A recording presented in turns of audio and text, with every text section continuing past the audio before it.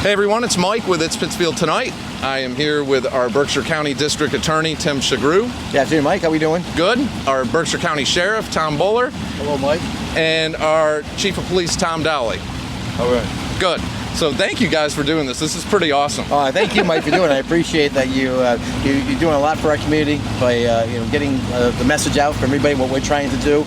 Within the community. Obviously, all three of us work really close, hand in hand, on making public safety a big issue for the entire Berkshire County, especially Pittsfield, which is I think the lifeblood of the county. And so it was very important for us to for everybody to know what we do and how we work together and how important it is. And what a great step forward this is going future, is that we have all of us working together on an unprecedented situation where we're all here for the community and trying to do what's safe for our community and making public safety and law enforcement the #1 priority, which is what we do for a living. Obviously, the collaboration just strengthens things in the community. So what are some of the things that you do to work together? Well, we've right from the beginning, and I'll turn it over to the sheriff because I want to pass it to him, is even in the beginning when I first came on board, one of the things that the sheriff does, he's got these wonderful programs that reintegrate people into society, and one of them was at 2nd Street Second Chances, and he was nice enough to invite me up there, and we're now working with our Dress as a Sex program September 15th, where we're helping people that have gotten themselves in trouble, who've now come back out, gotten clean, looking to get jobs, and we're trying to work with them. So I'll let the sheriff talk about that because it's a tremendous program, and he's doing a lot of good stuff up there. In fact, we're having them come into our office this week and to teach all my ADAs what programs are available for community outreach and for getting people reintegrated back into society. Okay. That's the biggest thing. Here, you just grab the mic. That's the biggest thing, Mike. That's most important is the collaborative effort that we have. Our office and Tim's office, a great deal of communication going back and forth, understanding and knowing who our clients are, the inmate population, so that when it comes time for trial or sentencing, these guys have an understanding of what maybe they've accomplished inside our facility, which can assist them in coming up with the proper sentence for these individuals. Some people we know are going to go off to state prison, but there's other individuals that may have not have committed such a serious crime, but there's a diversionary program that we can get them into. So having that communication goes a long way. I'm sure that it's vital to make it happen with getting people into that. Look at this. We have some hardcore individuals in our facility that should go to state prison. We also have individuals that they're not bad people in this community, they just made some bad choices. And those are the people we want to get in the programs, the diversionary programs. 2nd Street is a perfect example. When they leave our facility, they go to 2nd Street for a continuation of those wraparound services that we provide there. A lot of individuals that we deal with haven't had the right guidance or direction in society. So we assist them with that. And sometimes it takes longer for others than some people. I don't want to use the term we're holding their hand, but we're guiding them through the process of for the reintegration process so that they can be successful. Okay. Yeah, they have to navigate through this whole process. It's not an easy process once somebody is getting reintegrated back into society. The sheriff has done his job, and we need to know what the inmates have done, because when we're fashioning our recommendation for a plea, we need to know what efforts have they made and what's happened. And by doing that, we're able to get people into programs, get them into treatment, and then breaking that cycle so they get back to work and they're no longer doing drugs and they're actually productive members in the community. But they need help. It's hard to get Medicare, medical insurance. It's hard to get housing. It's hard to get jobs. And when the program we're doing, it's just how you do your interview. Even resumes, right? Even a simple thing of getting an ID. Right. So we'll assist them in getting their IDs back. We assist them with educational programs, mental health programs, counseling, therapy sessions, the job opportunities, employment. Housing is a big one. But we've already, since 2nd Street, since its inception, we've dealt with over 500 clients. So, and we also deal with not just formerly incarcerated, but anybody who's feeling down in the community or is having a run of bad luck and needs some services or resources, come in and we can help with that. Now, you also, through the Sheriff's Department, work on the other side of it, working with the police department also. Correct. We want to touch on that a little bit? Yeah, we have 2 guys that are assigned to the Drug Task Force, Tim's detective unit, and they're doing phenomenal work. The fortunate thing for the community, and they don't realize this because our guys kind of are on the behind the scenes, so to speak, because of their positions, but they are a well-educated and an experienced group of individuals. When it comes to affidavits, when it comes to the law, and the drug culture, they're very, very intelligent, and they're well educated on all those things. So we have a great group who are doing fantastic work. And we're all working together. I mean, with the chief and him coming into this new position, it's been great that we have someone that we can reach out to and speak to. His officers, both the men and women, are tremendous assets to our community. They do a great job. We're also training. We do trainings with them, and we share information. We have a detective unit that works with the Pittsfield Police Department.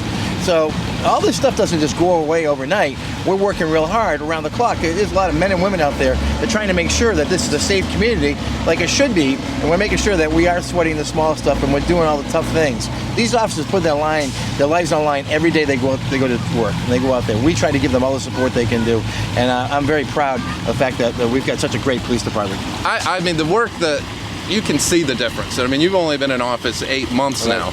Now you've been the interim chief for how long now? About almost 3 months now. Okay, and how long have you been on the force? 22 years. Wow, okay. Yep. So what are some of the challenges or things that you're facing right now? Well, I tell you, I just want to commend both of their departments, because prior to January, the line of communication was not there. It was there, but it wasn't as well as it is now. I mean, I talk to these guys almost every day, every other day.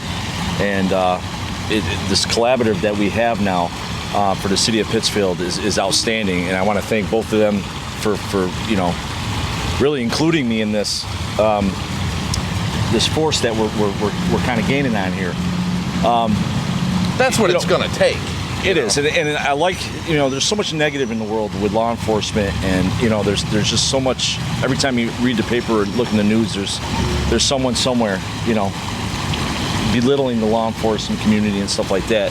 So having this positive, this professional, sit down, the talks, the media response, I mean, it's been really overwhelming. I told you, I've been getting nothing but great feedback from the community, with Tim and Tommy being in there, and certainly with me being in there now.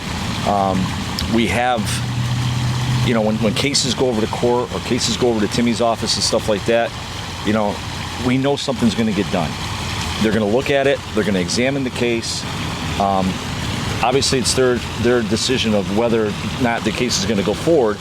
But my officers knowing that and having that sense of surety behind them, that wow, we're out here doing something right, and we're doing it well. And my officers, such a good relationship with our ADAs and our victim advocates. Yeah. So now, unlike in the past, you wouldn't hear, a lot of officers wouldn't get feedback on the cases.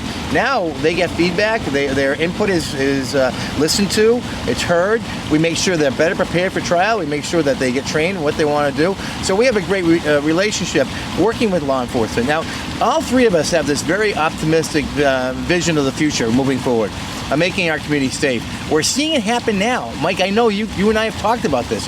We see a big change in the community, that people can start feeling a little bit safer. The gun violence last year was out of control. This year, we're not seeing that. We've taken a lot of guns off the street due to this department, the Pittsfield Police Department, getting those guns off the street. We're prosecuting them. We're not reducing them down, and then we're housing them, and the sheriff takes care of them from there. So, but we have these communications that we talk literally 2-3 times a week, sometimes 2-3 times a day. So we have that type of relationship, and it has to exist in order for us to do a unified front. And it shows. It absolutely shows. I mean, National Night Out, every officer had a smile on their face. I mean, and it seemed like you could just walk up, and everyone was very accessible and friendly. And I don't want to say that they weren't before, but it just there's a different vibe right now. To that point, I mentioned to these guys, my officers, I'm hoping that they're in a good place now, and they're feeling better about the criminal justice system, certainly the Pittsfield Police Department. And for them to be happy and comfortable in their jobs, it just reflects onto the community. You got a happy officer at work, you're going to have a happy community. Because, as things happen, you don't want to reflect negativity onto your community, because you're really not getting anywhere with it. Absolutely. So, National Night Out, good point. It was well attended. Kudos to Officer Darren Derby. Darren does a great job. He really with put PR. it together well. Yes, he does. And that was probably, at least I've seen, that was probably one of the biggest national night outs we've ever had. I would agree. I went to all of them, as you probably are aware. He started up in Williamstown, down to North Adams, to Adams, and ended up in Pittsfield. They were all great, but this one was special. It was just to see the enthusiasm, the excitement on the officers, that they know what we're doing and they're buying into it and they like it. Yeah. And they can see that we're coming back and that we're going to make this community safer, that the gun violence is going to come down, that we're going to make sure that businesses can operate in downtown Pittsfield without having to be worried about it. And that's what we're working for. That's our vision, and we're going to keep working at it. I like I said, you can see the difference, and I think having the community support is everything. Overwhelming. It's necessary for you guys to be able to do your jobs and for your officers to be able to, because like you said, I mean, nobody wants to work anywhere where they're miserable and they feel like they're unappreciated. Right. I don't understand some of the scrutiny that goes on officers. I feel like in the past 10 years, we've added more hats to the pile and we ask more and more and more from these individuals. We want them to be psychologists. We want them to be everything. And we're definitely navigating those waters. You know, I have 3 co-responders. I got 2 co-responders and a social worker now. I'm looking to put on a 3rd. So that part, it's not a burden, but that takes away officers when you're going to mental health. Now with co-responders, that's their specialty. That's their profession. They can go, once the scene's safe or whatever, officers can go back into the community. now we've heard the number 120 officers for a long time now, but we've all, in my whole life, it's always been almost exactly the same between 90 and 95. Is that 120 a realistic number, and do you think it's needed? Number. It's a realistic number, providing people are signed up to do this profession. Through the years, you know, I know when Tommy started, and certainly when I started, there was hundreds of people signing up for the civil service test. Hundreds, thousands. Yep. And now you really don't get that many because of all the backlash and this broad paintbrush that they portray police officers across the nation. People don't want to do the job anymore. And you know, for those of the young people who are listening, it's a great job. It really still is a great job. I mean, you got people who back you, makes things so much easier. You know, the mayor is very, very good with the police department. She's pro-police with the police, so that helps. It's a very well-educated police department. That people should be aware of that. It's a very well-educated department. These are people that have worked real hard to get where they are in their lives, and they continue to get their education as they go on. We do constant trainings too, so it's important. So the fact that you know, we build positivity in our offices, and we had that relationship. We just played softball with our office played PPD in softball, just because those are the kind of things that we want to get out. Well, there's a controversy about that, obviously. It was, but we had to reschedule so many times. Yeah, it was our 3rd attempt with this weather this summertime. But that's the kind of thing I'm talking about, is just having that cooperation with each other and that community involvement with each other, and that's what we have. And the sheriff's been doing it for a long time. It's just that they were left out with this past administration, and now we're not leaving them out. You know, my staff was over there, I think, last week doing a tour of it. Open communication all the time. My lawyers can call up and talk to anybody at the jail if we have to monitor phone calls, whatnot. We get the cooperation from the sheriff's office, and they make better cases for us. And we're also helping making sure that the right people get prosecuted and the right people get convicted. That's the whole idea, is to do justice, and that's what we're doing together. And I think our sheriff's department is amazing, and you guys do a lot more than people realize. Yeah. Outstanding department, office. I have a great staff, and they're look at our whole goal here. All 3 of us here, and other elected officials or people in public safety. Our goal is to try and create a stronger, healthier, and safer community. You've heard me say this before. And the more we can do with our staff getting involved with the community, the more we can take our clients that we deal with every single day, make them stronger and healthier and better off, then the community is much better for it. Because the people that are housed, or that are sentenced to our facility, are coming back out into the community. I mean, there's no ifs, ands, or buts about it, except for those who go to state prison. But those who sentenced in the House of Correction are coming back to this community. You're going to see them every single day in the grocery stores or at public events, community events. or at churches and schools, school events. So we want them to be a part of our community. They just made a bad choice. So we need to correct their behavior and get them back on track. Yeah, there's really like two avenues. We've got some heavy-duty cases that we have to try that are just criminals. That these are not drug addicts. These are not people that have problems. These are people that have greed, that have money, that are poisoning our community and coming in here and selling drugs. Yep. We had this last week. We've had major arrests again on major drug dealers. But what we see in the district court is the smaller cases, the OUIs, and the smaller types of cases that people have just found themselves in the criminal justice system that aren't bad people but need help. It could be an addiction problem. So we help them get through that addiction problem. We help them get back to work. That's the whole goal. It stops recidivism when we work together. All three of us in our departments work together to make sure we get people reintegrated into our society. We all win by that. It's just the best bang for anybody's money. That's what we're trying to do. Help people that are in the district court, which I consider the people's court. That people that's come through the normal, regular individuals who are not criminals, but they found themselves in that court, and they may end up finding themselves in trouble. We got to help them get out of that, because usually it's a problem. It's either a mental health issue or a substance abuse issue. There's some issue that we need to address, and we can do that as a community, and that's what we're doing. And the sheriff's office leads that. We need to, nobody can give us the community that we want alone. We have to do this together. We have to work together at the three agencies, the three offices, local municipalities, town managers, the mayors, city councils. This is all a collaborative effort. We all have to and be the on community, same- the people, and the the community as residents. well, right? Because they're the ones who are going to benefit. And we're hearing it, Mike. Again, we've had this conversation, I think, last week. We're seeing the response from the community is overwhelmingly supportive. I mean, I get thanked a lot, but really the thanks comes from the individuals who started this before I got here. Well, this is awesome. The three of you sitting here. I mean, this is. I was so excited to do this. Yeah. And it's awesome because it gives a positive energy that we're getting stuff done. We are getting stuff done. This is not a do-nothing situation. We're getting things done. We're working hard. These guys work their tails off, and I'm working with them. And so with that, that's why we've been able to accomplish so much in 8 months. And you know it as well as I do. We've accomplished a lot. We've gotten a lot of guns and drugs off the street, like I said I was going to do last year. I've held my promises to everybody. I'm accountable to the community. But if someone breaks the law, they're going to be accountable to us. So we're making sure we're doing all that. Everything I said we're going to do, we're doing it. But it's because these two men are helping us get to where we need to get. You know, when we go back to the backlash or the negativity that police officers had over the last few years, there was an agenda, a nationwide agenda. And, it was amazing to me to watch when something happened across the country, thousands of miles away, that for some strange reason here in Massachusetts, we had to have this knee-jerk reaction and fix it. Well, there's an old saying, if it's not broken, don't fix it. And we don't have to, communities are different. Okay, there's 14 sheriffs across the Commonwealth. Each community has their own issues and problems they're dealing with.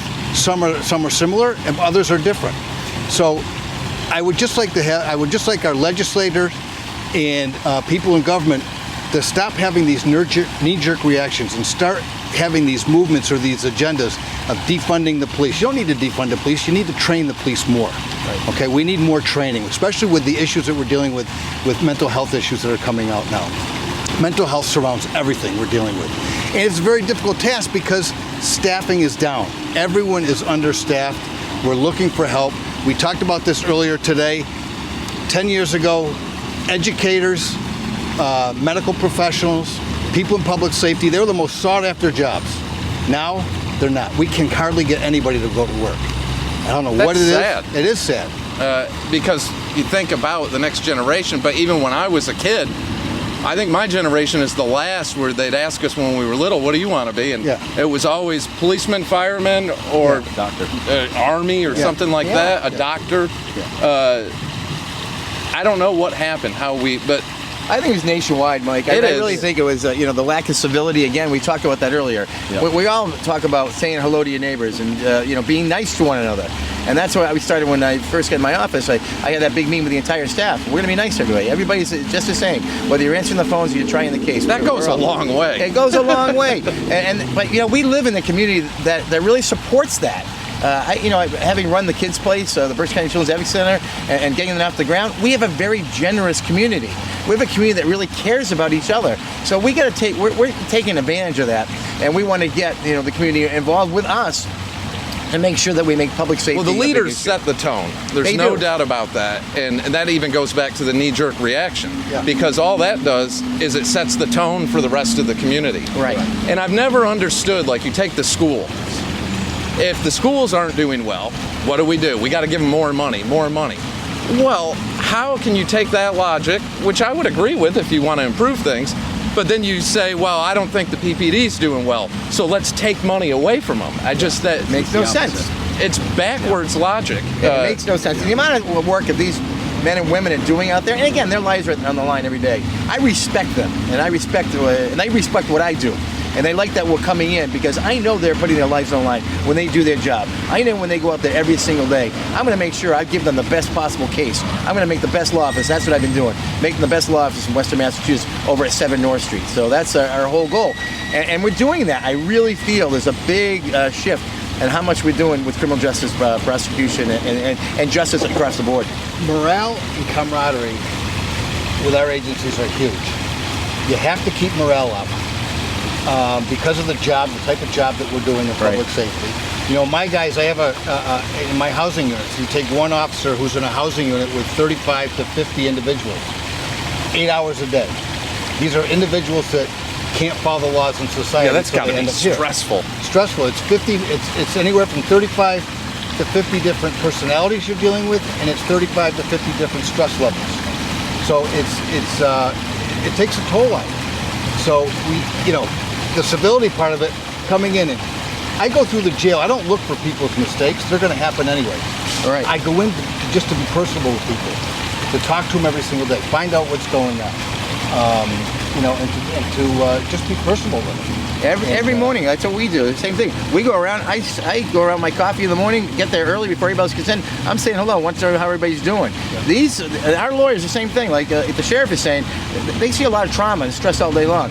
You know, the police officers going to vehicular homicide scenes, going to murder scenes, going to autopsies. When we're dealing with that, we deal with these cases on a day-to-day basis.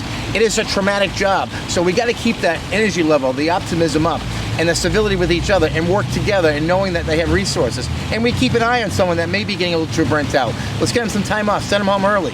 Those kind of things that you have to be cognizant of. And all three of us are aware of that. That makes our teams better.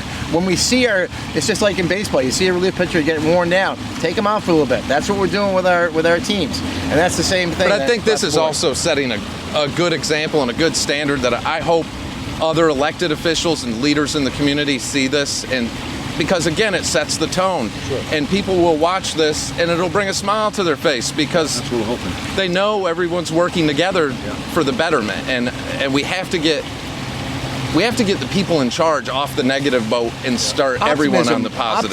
Optimism. That's all three of us believe in that. We all believe in that.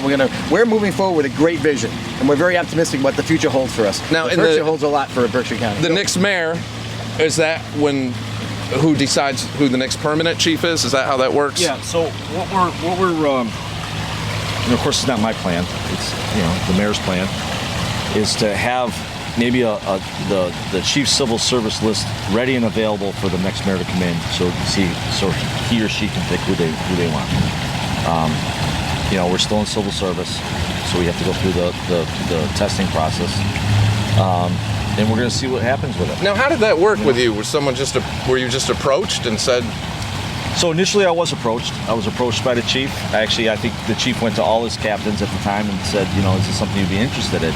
And funny enough, I was comfortable with what I was doing. I didn't want to be the chief or anything like that. There had to be some prodding, a little prodding. There was some prodding going on. There's a lot of prodding going on, both within the department and within the community and the professionals as well. And then I even told the mayor, I'm gonna be honest with you. I told the mayor, I says, Mayor, it's not for me. I don't want this job. It's not for me. And I think my biggest thing, Mike, was I didn't want to my department means the world to me. It's like a second family. They're probably I'm going to be biased about it, but they're probably the best in Massachusetts, honestly. I mean, Massachusetts officers are trained probably the best in the country anyways, but these are great people to work with. So I told the mayor, I says, I don't want to let them down. I don't want to get in there and let the community down, and I don't want to let my guys and girls down, and after some prodding, I told the mayor, I says, I'll take it. I'll take it. I'm going to do the best I can with it. Hopefully it pays off. It seems like it's paying off. We're happy for And If it offered to you, are you interested in becoming the permanent chief? I'm still working out some kinks. Okay. It's still new. I'm still getting my feet wet, and I have to see. I really have to see. And I got to talk to my family about it, and and see what's going to be good for me. And if things are going well, which I think they're going to be going well, And you don't have to run an election like these two guys. No, thank God. Thank God.